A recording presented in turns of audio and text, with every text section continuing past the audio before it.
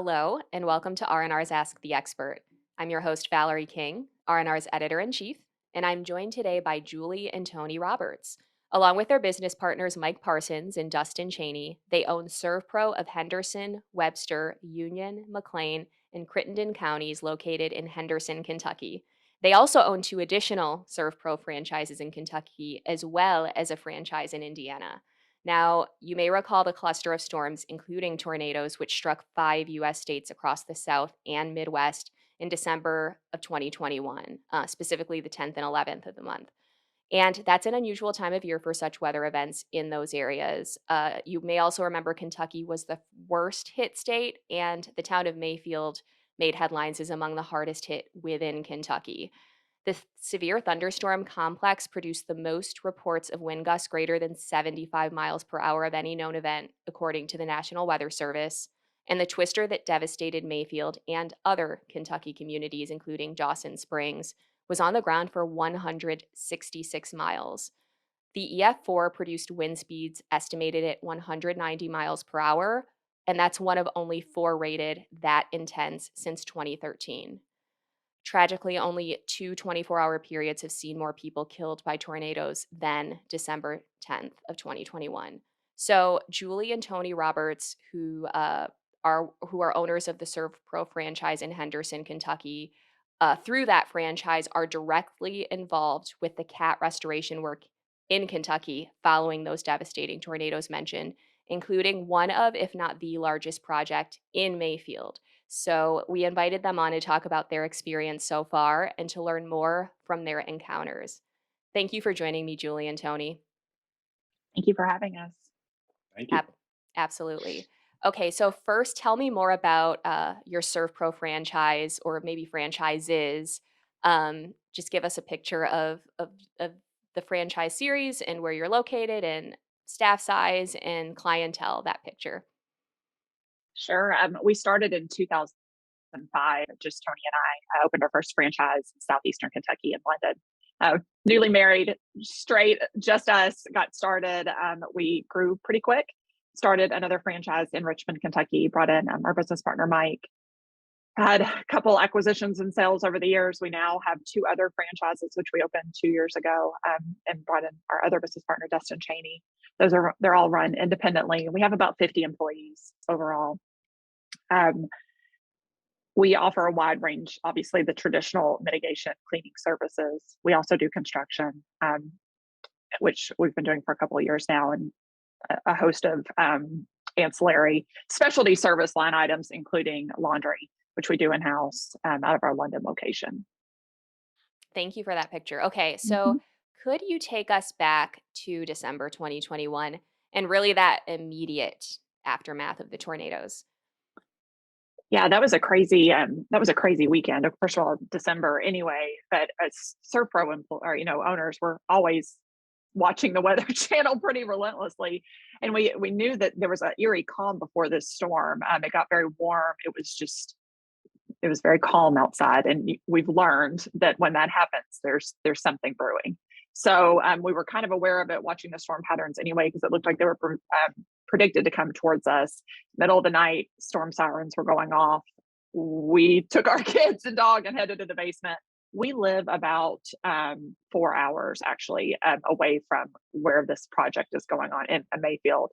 We live close to our Richmond, Kentucky office. So phones going crazy. Obviously, we were watching the weather at 3 and 4 in the morning, trying to touch base with our staff and make sure that everyone was okay. We were incredibly lucky that everybody was, but no one really knew the impact as to what had happened immediately. It wasn't till later that next day. Ugh, okay, so clear to be clear there, your family and your staff were spared from this devastation. Yes, our immediate um, staff and family and friends, everyone was okay. I mean, there were some minor property damages. There were some other Serpros that had some property damage, but we were all safe, thank goodness. Okay. So this happens and you have a chance to, see the impacts eventually. Can you paint a picture of the landscape on the ground there for us right after? What did you see in terms of property loss and destruction? I was there the next day, and I've traveled on a ton of cat events, and we all have. I've never seen anything quite like this. It looked like an explosion. That's the best way to describe it. Okay. So what sorts of restoration and disaster response work were you called to do and in what areas? I know, as I mentioned earlier, one of the sites you're involved in is quite notable and located right in the heart of Mayfield. Yeah, well, we actually weren't called at all. We sent some sales folks out there to take a look at to see what was going to happen, if was anything to do, and there were a few projects to do out there. So our sales folks were out there, kind of seeing what was available, and my business partners and I went out there and signed a few projects. One of them's fairly good size, right downtown, and there's probably the only large church that's left in Mayfield, and we're able to do that work. Thank you. Um, would you be able to so what do things look like on the ground now as we record this in early February? What restoration projects are you working on at this point and what is their status? Well, everything's pretty much finished. To be honest, from the drying standpoint, we have two buildings that we're able to. We're providing heat and stabilization to. Um, One of the things you don't really think about when a huge E4 tornado rips through a town is what happens to the infrastructure grids. So in Mayfield, the sewage system is still down. The electrical grid is still it's better, but it's still not 100%. There's still no power to these buildings. But there's no natural gas in this town, and there may not be natural gas available the entire winter because there's so many lines that are damaged and so many lines that need caps. So we're providing temporary heat to these two structures during the winter. So we have some dehumidifiers, scrubbers, air movers, things like that. There's circulating heat through about 100,000 square feet in these two properties, so that there's not additional damage that might happen, and so that the repair process can happen as well. Thank you.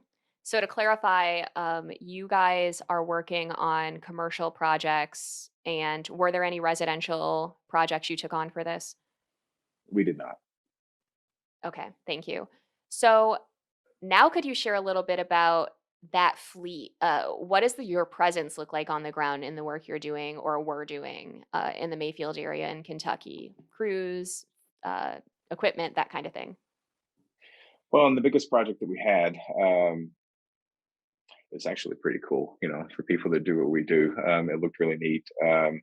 We had seven 5,000 CFM desiccants piped in, temporary heat in both of these buildings, over a meg of portable power.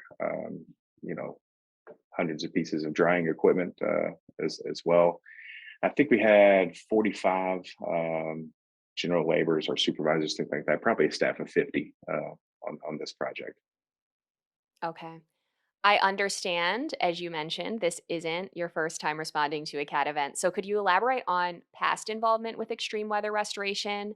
And it sounds like this was a special instance, but could you talk more about how this experience compares to those? Yeah, I mean, every named storm, I think, for the last 12 years or so, we've had some sort of presence at, whether it be, Julie or I, or our business partners, or some of our, employees. I mean, we're always there trying to help, and they're all different in their own way. Hurricanes, look a certain way, floods look a certain way. Tornadoes are just different because they don't make any sense. There can be a building 5 feet away from a pile of rubble, and then why is that building saved, and why is this one on the ground? And that's what this looked like. I mean, um, and it did affect us much more personally. Being in our state, and I'm from Western Kentucky originally, anyway. So um, I get a little emotional just thinking about it now.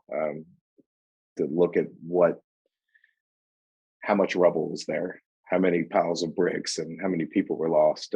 It was a pretty amazing scene. It's unlike anything I've ever seen. Wow. Could you talk about the storm response team that ServPro as a franchise has established? I understand you've been involved with that, and I'm wondering how that collaboration has played out in this scenario. Our storm involvement was a bit of a fluke to start. We, like you said, we've been doing this quite some time, and originally started as just helping another franchise that had some capacity issues. Friends of ours, they called, they had a flood event, they asked for some help. Um, we got there and they were overwhelmed because not you don't it's not something you deal with every day, and we were good at it. I mean, we have a system, we're organized, we were able to kind of take charge, and we weren't emotionally attached to the event because it wasn't in our hometown. So we were able to kind of have clear head, and we weren't tired. I mean, they had been working extreme amounts trying to take care of who they could. So we were really truly there just to help. But we saw a need, and then there was another one, and then another one, and we certainly had people that really like that side on our team, that like to travel and like to go places, and truly want to help these folks. I think it's interesting to note that Tony said each event is special and has its own uniqueness, whether it's a hurricane or a tornado. It's also interesting to see how houses are different and cities are different. I mean, they're just made differently in different parts of the country. So it's a whole other set of thinking and critical thinking skills that certain member of my team, our team, have just totally excelled at, and they like that part of it being different. So corporate's involvement as those, everyone was kind of doing this back in 2008, I think is really when we started. And they obviously saw the opportunity and saw how they could help their franchises. So they started becoming more organized and creating a division for that so that everyone could respond quicker, get to more people, be organized about it, and truly help these towns and other franchises. So there is its own division. We have our own division now within our team. We have a manager to that team, and people that are called to respond. Its own set of equipment, fleet, things like that, so that it disrupts our normal day to day as least as possible. So as storms still hit back home, we can still respond. Or events, we can still take care of our home customers. It's been a tricky thing to figure out. There's certainly, it never fails. Timing can get you, and as soon as you dispatch to go on a storm and send your tractor trailers and your equipment and your people, and then we get pumped at home. So we certainly learned those lessons over the year and have gotten better about that. That's one thing that we've learned is whenever something happens that's significant, whether it be just a commercial large loss and in our territory, not in our territory, the state, some other state, if you engage the team that you have ready to execute, and then you supply resources to that team, it doesn't affect your day to day. There's, from a business perspective, there's no sense in trading local business and traditional business for travel business.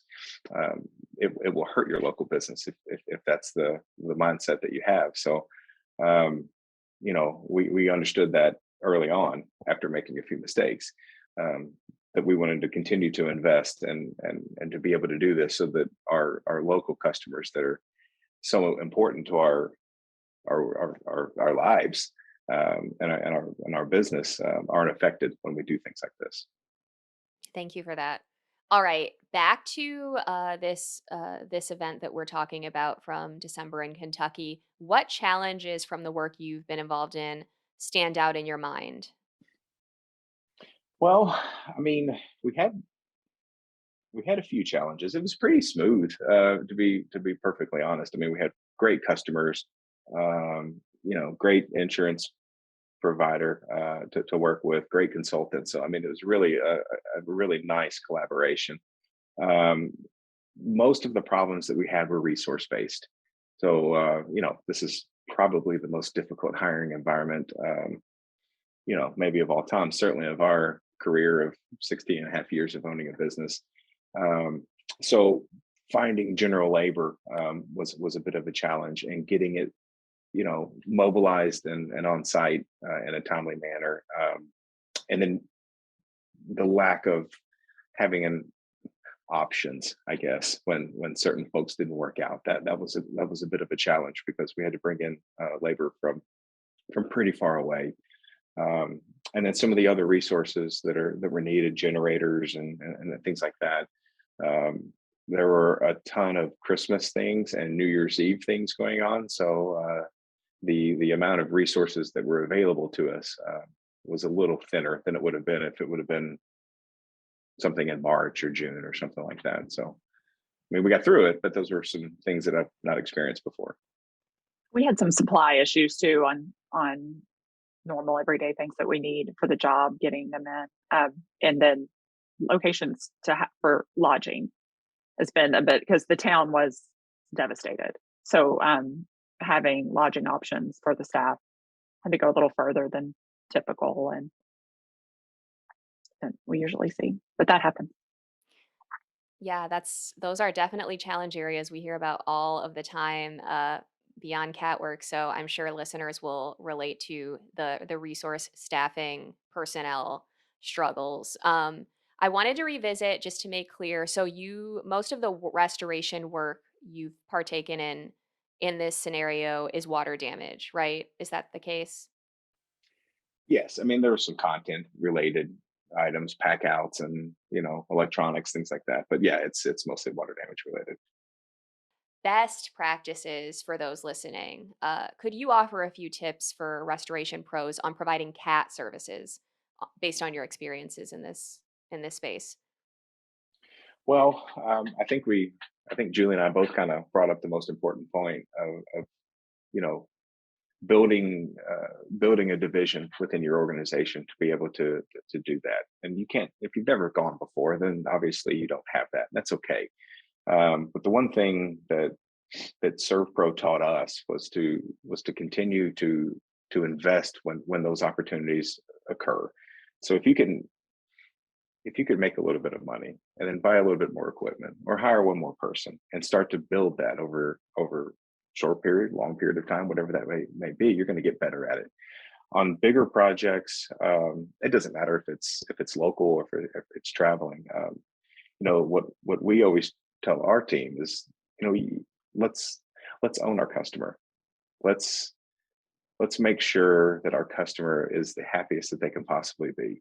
Let's have them walk into their facilities um, and be excited to see us, which is kind of strange when a tornado hits or a water main pipe busts or hospital floods or something like that. But we want to provide a level of service and a level of really communication to where we're communicating with our people so much that they tell us to stop, like stop emailing us, stop letting us know what's going on. It's never going to happen. They're never going to do that.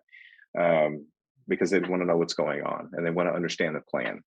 So if we can do that, we can own our customer, then it's hard to lose.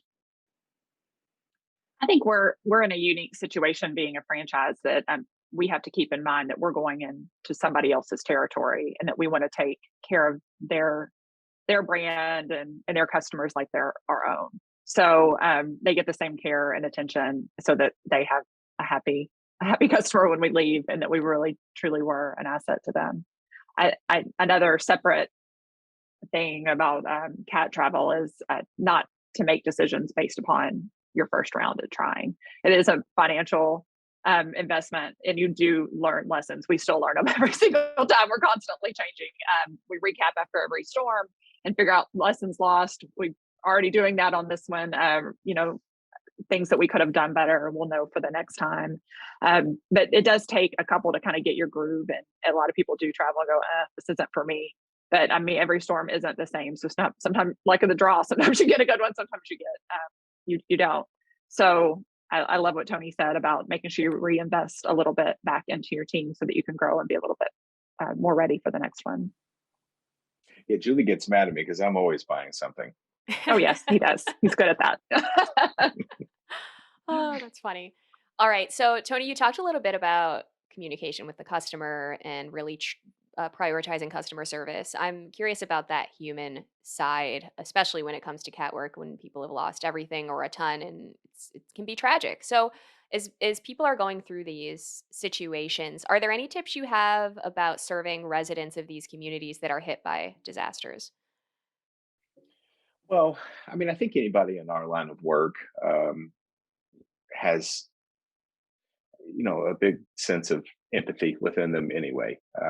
It's even if it's not cat work, if a water heater busts and floods someone's basement, they're upset. It's the most expensive asset they own most of the time that's affected. So if somebody's calling a restorer, ServicePro or whoever, then they're not having a good day anyway. So I kind of feel like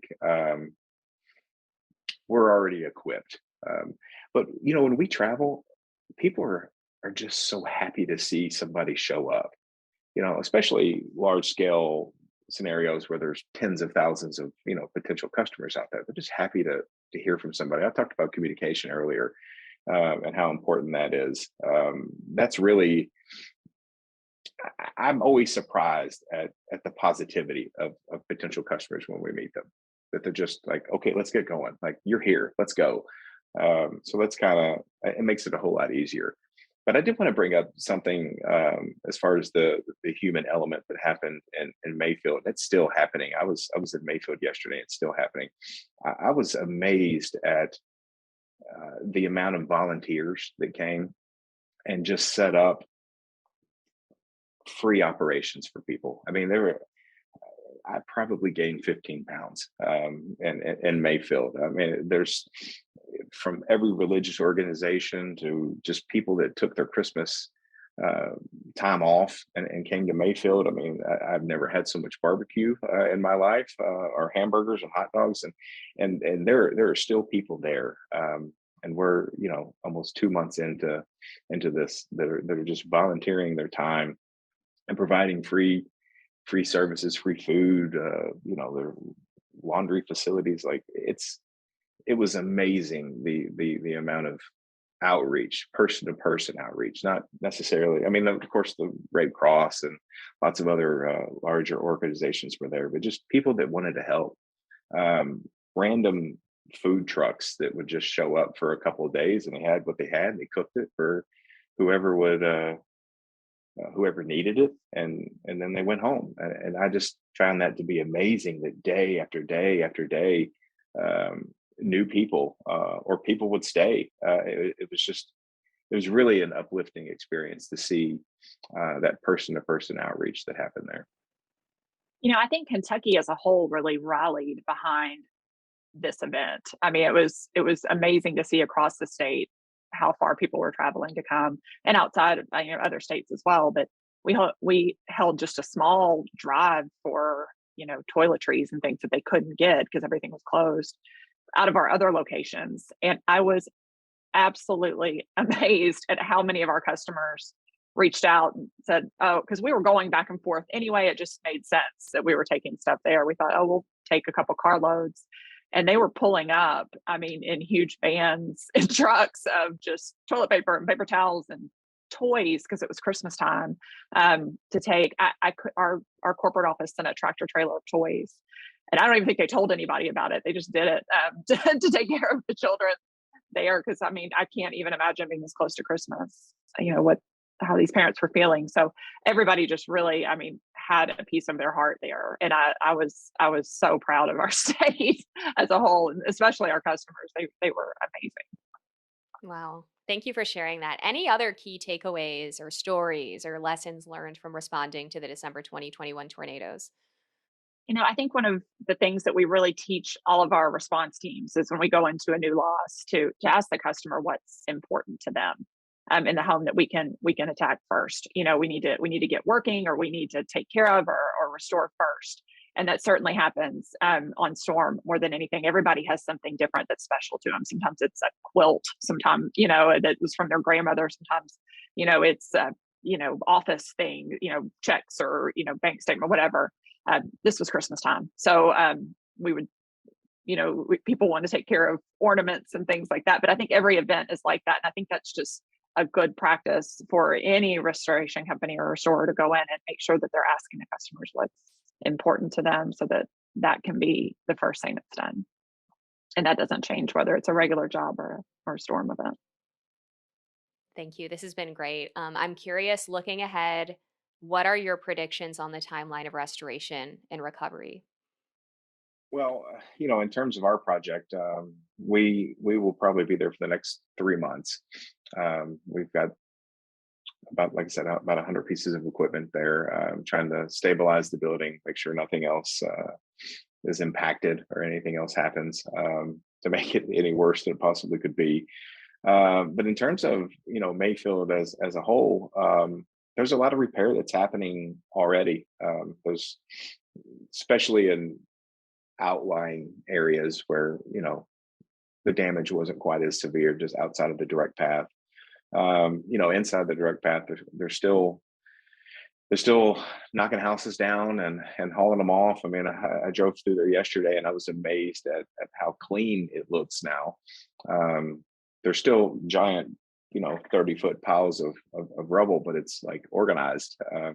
There's been a tremendous amount of work from heavy equipment machinery, scraping lots and bulldozing properties and things like that. So in terms of repair, I mean, we've seen this had a similar tornado in eastern Kentucky about 8 years ago, and it took some time, and it takes some time in Mayfield too. But they will rebuild it, and it will be better than it was.